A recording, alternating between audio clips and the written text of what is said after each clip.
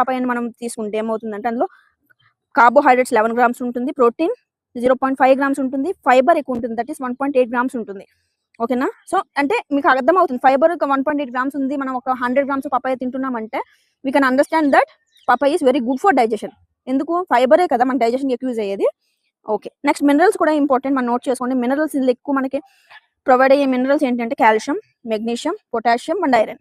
Okay, so this is all about, నేను almost చెప్పాను. And దీని యొక్క పాలినేషన్ కూడా, ఇది ఏ టైప్ ఆఫ్ ప్లాంట్ అంటే ఇది డైషియస్ అంటే ఏంటి అంటే if any plant having only one sex organ, that is male or female, both ఉంటే మనం దాన్ని మొనీషియస్ అంటాం. ఇది డైషియస్, పపాయ ఈస్ డైషియస్. ఓకేనా? ఓన్లీ వన్ ఉంటుంది, వన్ సెక్స్ ఆర్గన్. అయితే ఇప్పుడు మనం చూస్తుంది మేల్ అయితే మన నెక్స్ట్ వేరే ప్లాంట్ మనకి ఫీమేల్ అయి ఉంటుంది.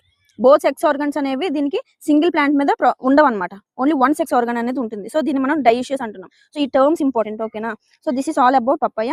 సో నెక్స్ట్ వీడియో కోసం please like, share and subscribe to my channel. Thank you for watching.